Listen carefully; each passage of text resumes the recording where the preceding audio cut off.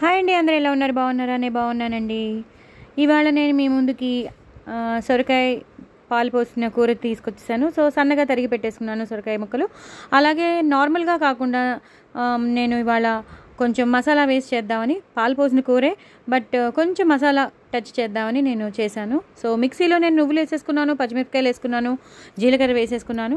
ఇప్పుడు దీన్ని నేను గ్రైండ్ చేసి ఒక పేస్ట్ చేస్తానన్నమాట. అది కొంచెం కచ్చాబిచ్చాగా అయ్యాక మీరు కొంచెం వాటర్ పోసేసి పేస్ట్ చేసేసుకోండి. అంతేగాని నేను ఎలాంటి వెల్లుల్లిపాయలు కానీ ఉల్లిపాయలు కానీ ఏమీ వేయట్లేదు. అది వాళ్ళు వేయదలుచుకోలేదు. కావాల్సిన వాళ్ళు మీరు వేసుకోవచ్చు, నో ప్రాబ్లం. బట్ నేను వేయట్లేదు. నేను ఆనపకాయ ముక్కల్ని మాత్రం, సొరకాయ ముక్కల్ని మాత్రం నేను ఇలా సన్నగా తరిగి పెట్టేసుకున్నాను. సో దీని పేస్ట్ నేను చేసేసాక మీకు మళ్ళీ నేను చూపిస్తాను నెక్స్ట్ ప్రొసీజర్. సో అదనమాట. సో ఇది చాలా చాలా టేస్టీగా ఉంటుందండి. డూ ట్రై ఇట్ అండి.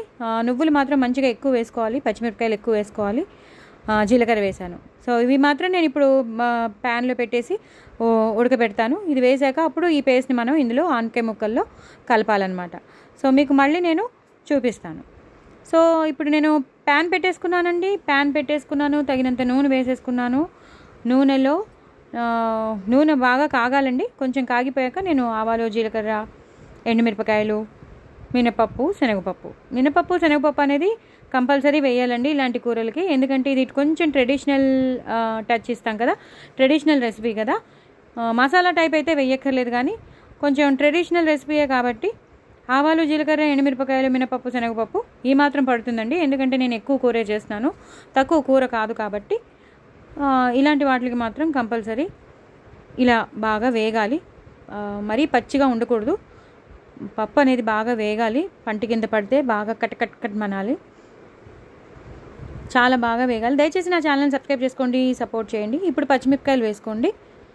మనం ఆల్రెడీ పేస్ట్లో ఎలాగో పచ్చిమిరపకాయలు వేసాం, ఇక్కడ కూడా పచ్చిమిరపకాయలు వేసాం. ఇంకా ఎండుకారం అనేది మనం వేయం. ఎలాంటి వెల్లుల్లిపాయలు కానీ ఉల్లిపాయలు కానీ మనం వేయట్లేదు. జస్ట్ ఈ పచ్చిమిరపకాయల కారం, ఆ పచ్చిమిరపకాయల పేస్ట్లో ఉన్న కారమే. చాలా చాలా బాగుంటుందండి. నిజంగా ఒకసారి ట్రై చేయండి మీరు. మనం ఎప్పుడు నార్మల్గా చేసేసుకుంటాం, కొంచెం ఇంగు వేసుకోండి. ఎప్పుడు నార్మల్గా చేసేసుకుంటాం మనం, జస్ట్ పసుపు వేసుకోండి, తగినంత కొంచెం పసుపు. చాలా బాగుంటుంది, మంచి కలర్ఫుల్గా ఉంటుంది. ఇప్పుడు కొంచెం కరివేపాకు, కొత్తిమీర కూడా వేసేసుకుని ఒకసారి కలిపేయాలి. బాగా వేగిపోయి మంచి వాసన వస్తుంది. ఆ కొత్తిమీర ఫ్లేవర్, ఆ కరివేపాకు ఫ్లేవర్ మొత్తం అంతా పోపుకు పట్టేసిందండి. ఒక్కసారి వేగిపోయాక అప్పుడు మనం ఈ ముక్కలు, ఇంకొంచెం కొత్తిమీర వేసుకున్నాను ఉన్నది. మంచిగా వేసుకోండి. కొత్తిమీర అనేది, కరివేపాకు అనేది ఎక్కువ వేసుకోవాలి. అలాగే మనం సన్నగా తరిగి పెట్టుకున్న సొరకాయ ముక్కల్ని వేసేసుకోవాలి. నేను చెప్పాను కదండి, ఎక్కువ తీసుకున్నాను సొరకాయ ముక్కలని. సో ఎక్కువ అవన్నీ వేసేసుకోవాలి. నేను అదే చెప్తున్నాను మీకు, ఇందాక నేను అదే చెప్తున్నాను. సొరకాయ కూర అనేది నార్మల్గా చేసేసుకుంటాం. యాక్చువల్లీ ఇలా పోపు వేసేసి, ముక్కలు వేసేసి, కొంచెం ఉప్పు, కారం, కరివేపాకు, కొత్తిమీర వేసేసాక మనం పాలు పోసేసేవాళ్ళం. అలా కాకుండా నేను కొంచెం మసాలా టచ్ ఇచ్చి, కొంచెం గ్రేవీ టైప్లో, కొంచెం చిక్కదనంగా, కొంచెం టేస్టీగా, చాలా సింపుల్గా, చాలా టేస్టీగా చేసేద్దామని నేను ఇవాళ చేశాను. సో మీరు ఆ పేస్ట్ మాత్రం కంపల్సరీ చేసుకుంటే మాత్రం, ఇందులో చేసుకుంటే చాలా చాలా చాలా చాలా టేస్టీగా ఉంటుందన్నమాట. సో ఒకసారి కదిపేసుకోవాలండి. ఇలా మొత్తం పోపులో ఈ ఆనపకాయ ముక్కలన్నీ, ఈ పచ్చిమిరపకాయలకి అన్నిటికీ ఆ పసుపు అంతా ఉంది కదా, ఆ పసుపు అంతా దీనికి, ఈ కూరకంతా పట్టేసుకోవాలి. బాగా వేయించాలి.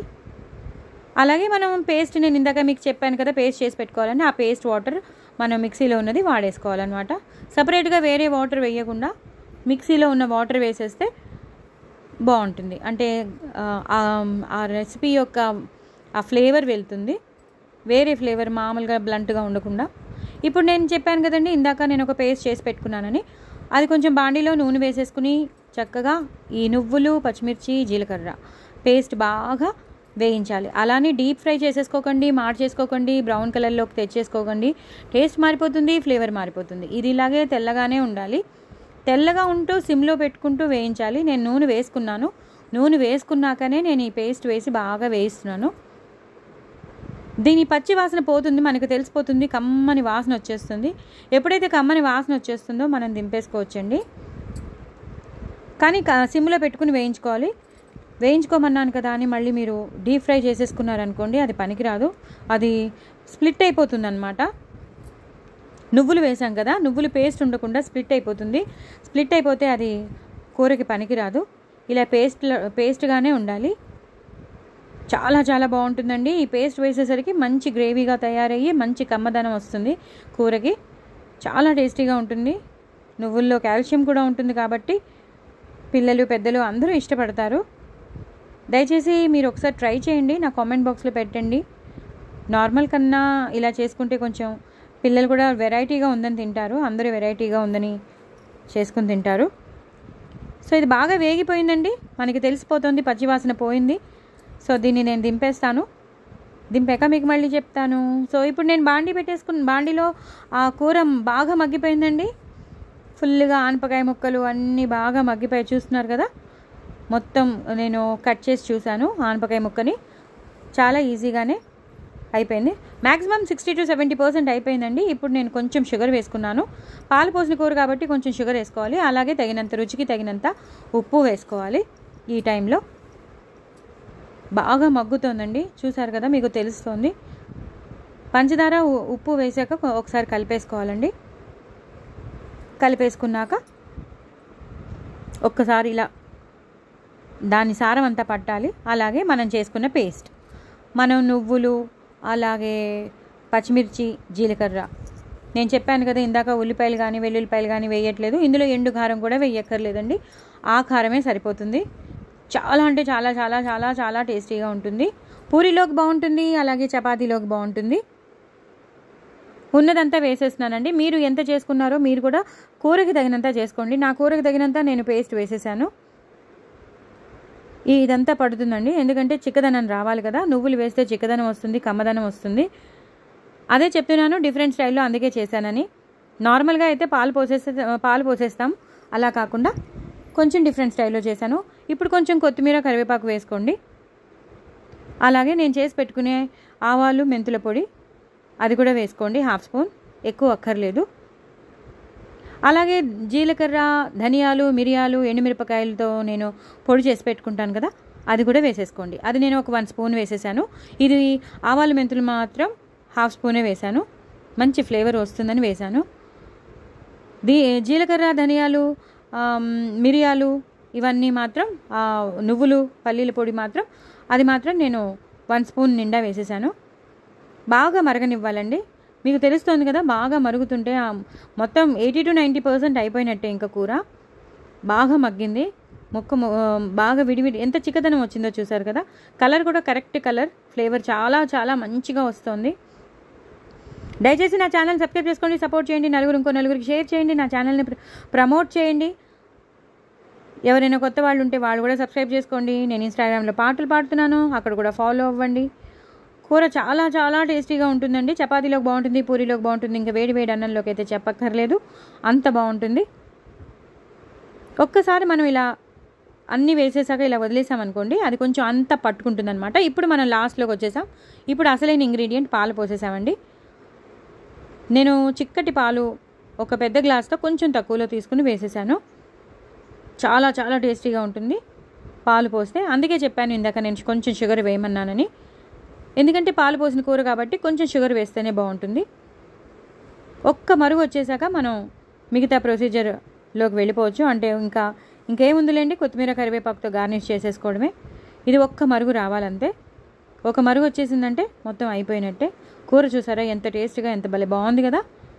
చాలా చాలా మంచి గ్రేవీగా వచ్చింది. ఈ గ్రేవీలో ఉంటేనే బాగుంటుంది. మనం చపాతీలోకి నంచుకోవాలన్నా, పూరీలో నంచుకోవాలన్నా ఈ మాత్రం ఇలా ఉండాలి కదా. అలాగే అన్నంలోకి కూడా చాలా బాగుంటుంది. ఎంత తింటున్నామో మనకే తెలియదు, అలా తినేస్తాం. అంత కమ్మగా ఉంటుంది కదండి, కారంగా ఉండదు కదా. అందుకు ఒక్క మరుగు వచ్చేస్తే మనం హ్యాపీగా కూరని బంద్ చేయొచ్చు. చూసారు కదా, మెల్లిమెల్లిగా వస్తుంది. మొత్తం అంతా కలిపేసుకోవాలండి. ఆ పేస్ట్ మొత్తం కూరకు పట్టాలి. చాలా చాలా బాగుంటుంది. ఇదేంటంటే పిల్లలు ఇదివరకు ఇష్టపడేవారు కాదు ఇలాంటివి, ఇప్పుడు పిల్లలు కూడా ఇష్టపడుతున్నారు పాలు పోసి కూర చేస్తుంటే. సో చెయ్యండి, తప్పకుండా చేసుకోండి. అందరూ ఇష్టపడతారు, పెద్దవాళ్ళు ఇష్టపడతారు, అందరూ ఇష్టపడతారు. చాలా చాలా టేస్టీ అయిన కూర. మనం కరివేపాకు, కొత్తిమీర అన్నీ వేసేసాం కాబట్టి ఆ ఫ్లేవర్ బాగా వెళ్ళిపోతుంది. కొంచెం కరివేపాకు, కొత్తిమీర మాత్రం ఎక్కువ వేయాలండి. కొంచెం తక్కువ వేయద్దు, ఎందుకంటే ఆ ఫ్లేవర్ వెళ్తేనే ఆ కూరకి, మనం వేసిన పేస్ట్కి, ఆ కొత్తిమీరకి, ఆ కరివేపాకుకి అంత ఫ్లేవర్ ఉంటుంది కదా, ఆ ఫ్లేవర్ అనేది ఆ కూరకి పడితేనే టేస్ట్ బాగా వస్తుంది కూరకి. ఎంత అన్నం తింటున్నామో మనకే తెలియదండి, అంత బాగుంటుంది, కమ్మగా ఉంటుంది కదా. చిన్న పిల్లలకు కూడా పెట్టేయచ్చు. మ్యాక్సిమం సొరకాయ కూర మనం నార్మల్గా చేసుకుంటాం, ఇది నేను కొంచెం డిఫరెంట్గా చేశాను అంతే. మరుగు వచ్చేస్తోందండి. ఇప్పుడు ఈ మరుగు వచ్చినప్పుడే మనం చూసారు కదా అక్కడ బబుల్స్ వస్తున్నాయి, ఆ బబుల్స్ వచ్చినప్పుడే మనం కొత్తిమీర కరివేపాకుతో గార్నిష్ చేసేసుకోవాలి. కొంచెం ఎక్కువ కరివేపాకు కొత్తిమీర వేయమన్నాను కదండి, వేసేసుకోండి. దయచేసి నా ఛానల్ సబ్స్క్రైబ్ చేసుకోండి, సపోర్ట్ చేయండి, మీరందరూ ఎంజాయ్ చేయండి, హ్యాపీగా ఉండండి. అందరూ ట్రై చేసి నా ఛానల్ని మాత్రం సబ్స్క్రైబ్ చేసుకోవడం అస్సలు మర్చిపోవద్దు. బాయ్ అండి.